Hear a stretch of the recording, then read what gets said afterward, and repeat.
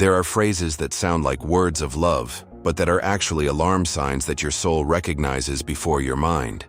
If you have ever felt that uncomfortable feeling in the stomach when someone tells you certain things, but then you convince yourself that you are exaggerating, this message is for you.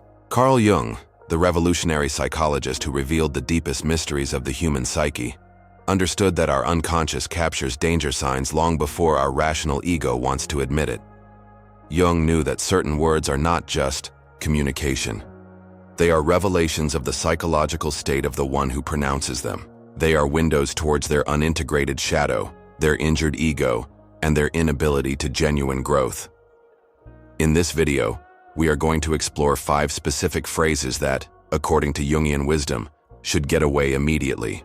Not because you are intolerant, but because you recognize that your individual process, your path towards the whole, is too sacred to be sabotaged by someone who has chosen unconsciousness. Stay with me, because what you are going to discover could save you years of emotional pain and protect your soul from dynamics that Jung would have identified as deeply destructive for authentic psychological growth. When someone pronounces these words, you can feel a chill in the soul, something that your intuition recognizes as dangerous, even if your rational mind tries to justify it. Carl Jung teaches us that the human psyche is constantly moving, always looking for growth and integration. This seemingly innocent phrase reveals a person who has deliberately interrupted this natural process of individuation. It is as if he had built a fortress around his unleashed wounds and now demands that you live in that toxic territory with it. Jung deeply understood that true love is not blind acceptance of dysfunction, but mutual invitation to growth. When someone says, "Accept me as I am," is in reality asking that you become an accomplice of their refusal to face their shadow. That dark and unconscious part that contains everything we have repressed or denied about ourselves.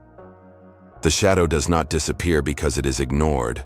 It becomes more powerful and destructive when it remains in the dark. This phrase is an alarm sign that the person has chosen the comfort of unconsciousness on the painful but necessary work of psychic integration. Jung knew that the individuation process, the road to the entire self, requires that we constantly face our limitations, destructive patterns, and unreveloped aspects. Who takes refuge behind "accept me as I am" is essentially rejecting their own evolution and asking that you also give up yours. The real danger is that this dynamic creates what Jung would call a constellation of complexes, where your own individuation is compromised. You become the container of the projections of its unintegrated shadow, while your own growth stagnates to accommodate its resistance to change. It is a psychological trap that can keep you trapped in a cycle of emotional codependence, moving away from your own path to authenticity and totality. This statement is like an unconscious confession involved in victimization. Jung taught us about the projection mechanism, when we attribute to others the qualities that we cannot or do not want to recognize in ourselves. When a man says that all his former were crazy, he is revealing his total inability to assume responsibility for the destructive patterns that he has created in each relationship. It is a sign that his ego has become so rigid that he prefers to distort reality rather than face his own shadow. From the Jungian perspective, this phrase indicates that the person is trapped in what Jung would call an autonomous complex, a psychic pattern that operates independently of consciousness and is repeated compulsively. The man who blames all his ex is, without knowing it, admitting that there is a common denominator in all his relational failures: himself. But his injured ego cannot tolerate this truth, so he projects all madness, chaos, dysfunction, pain in women who have gone through their life. Jung understood that relational patterns are like maps of the unconscious. Each failed relationship is an opportunity for self. That psychic totality that seeks integration shows us what aspects of ourselves need healing. But when someone systematically blames others, they are rejecting these messages from the unconscious. You are choosing to remain in unconsciousness rather than do the painful but transformative work to look in. The real danger to you is that you will inevitably become the next former crazy in its narrative. Jung knew that what is not conscious is repeated as a destination. The same patterns that destroyed their previous relationships The lack of emotional responsibility, the projection of the shadow, the inability for genuine introspection will manifest themselves with you. And when the relationship inevitably fails, your sanity, your emotional stability, and your reality will be questioned to preserve the fragile structure of your not-examined ego. These words are poison disguised as love, a manipulation that Jung would have immediately recognized as a perversion of the true emotional bond. When someone conditions love to your obedience, it is revealing a fundamentally distorted understanding of what it means to love and be loved. Jung understood that authentic love emerges from self, that psychic totality that seeks union without destroying individuality. This phrase, on the contrary, arises from the injured ego that seeks control and domination. From the Jungian perspective, this manipulation represents what he would call an inflation of the ego, when the person identifies both their needs and desires that lose the ability to see the other as an autonomous being with his own will and path of individuation. The phrase, "if you really love me," is a projection of its own inability to love unconditionally. He is asking that you demonstrate a love that he is not able to offer.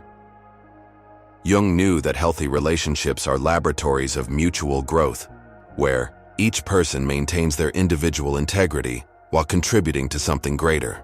When someone uses emotional blackmail disguised as love, he is creating what Jung would call a toxic mystical participation, a psychic fusion where your identity dissolves in their expectations and demands. Your transcendent function, that ability to maintain the voltage between opposites and find a third way, is compromised. The pattern will inevitably climb. What begins as small love tests will become increasingly irrational demands. Jung understood that unresolved complexes tend to grow in power when they are not consciously confronted. Your resistance to its manipulations will be interpreted as lack of love, creating a cycle where you will constantly have to demonstrate your devotion, sacrificing pieces of your own soul. It is a dynamic that moves you away from your own individual process and makes you a satellite of its undeveloped ego. When you hear these words, something deep in your being breaks, and that is exactly the intention. Jung understood that the human psyche is extraordinarily vulnerable to the projections of others, especially when they come from someone in whom we have deposited our love and trust. This phrase is not an objective evaluation of your value. It is a psychological projection, designed to transfer that person's inner vacuum towards you. It is as if he were emptying his own insecurity well in your soul. From the Jungian perspective, who says you are not enough, is revealing his own non-healed narcissistic wound. Jung knew that when the ego has not developed a healthy relationship with self, that psychic totality that contains our true value seeks constant external validation. But no amount of admiration, love, or delivery will ever be enough to fill a vacuum that can only be healed from the inside. The person is, unconsciously, asking that you become the source of self-esteem that she never developed. This dynamic creates what Jung would call a complex constellation, where your own relationship with your intrinsic value is distorted. You begin to measure your worth through the eyes of someone who is fundamentally disconnected from their own center. Your individuation process, that sacred path to knowing and expressing your true essence, is committed while trying to become the version of it that he considers enough.